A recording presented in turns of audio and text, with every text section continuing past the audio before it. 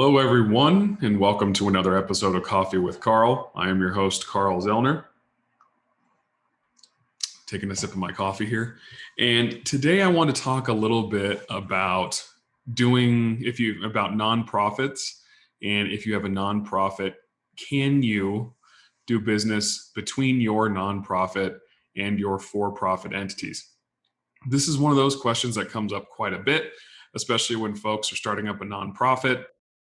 And I'm going to give you the sort of simple answer to a complex issue because each state can actually be a little bit different in requirements, especially when we start talking about loans and other assorted items like that.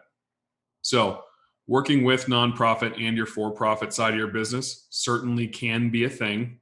What you want to do is make sure you are consulting with a really good nonprofit attorney. At Anderson Advisors, we actually have a dedicated attorney that just does nonprofits for that reason, because there's lots of little niches you need to be aware of when working with those two types of businesses. So to the original question here, can you do business? You can. One of the main pieces you're going to need to understand and respect is it needs to be an arm's length transaction.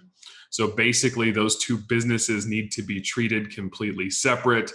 Your nonprofit's not going to give your for-profit a brother-in-law type deal just because you're on the board of the nonprofit. It needs to be reasonable, commercially reasonable, which is quite frankly just a good suggestion when you're working between entities in your own entity structure.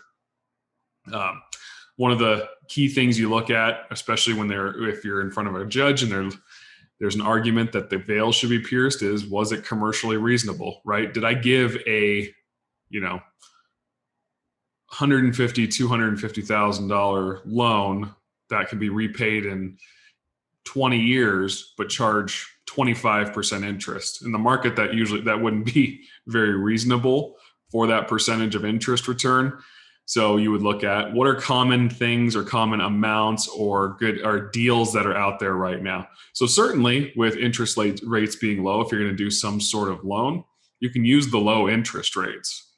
However, like I said, commercially reasonable is always a great place to be when working between businesses. Becomes all that much more important when you have a nonprofit, because with that exemption from paying the income tax or paying income tax for the charitable purpose of the nonprofit. So if you're generating income for that charitable purpose, comes with some strings attached, right? It's supposed to be for the public benefit. So everything needs to be on the up and up. So like I said, it's a sort of a simple answer to a complex question.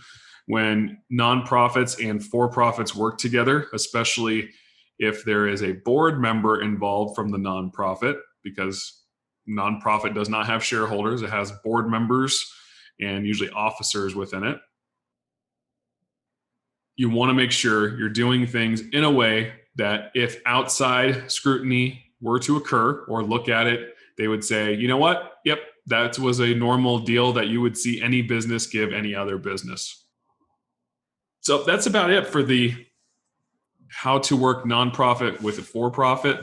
Like I said, the devil is going to be sort of in the details when we're looking at how they interact with each other. And I would always suggest tying in an attorney that is familiar with nonprofits to make sure that you're doing things correctly, so you don't potentially violate the purpose of the nonprofit, run into UBIT issues on the tax side for doing some sort of unrelated business.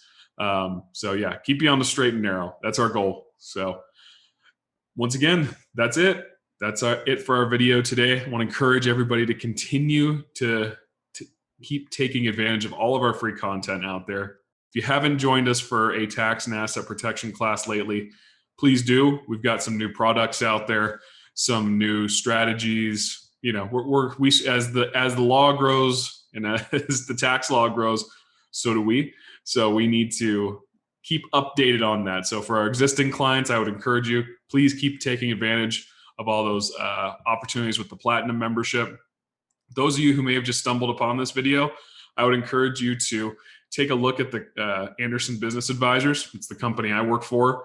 And there is a ton of free education opportunities if you're looking for some additional education in the tax and asset protection realm. we give away our education basically, because we want our clients to be educated. We want to be speaking the same language so that we can best communicate our strategies to you. So until next time, thanks for joining me for this episode of Coffee with Carl, and we will catch you on the next go around. Have a good one, everyone.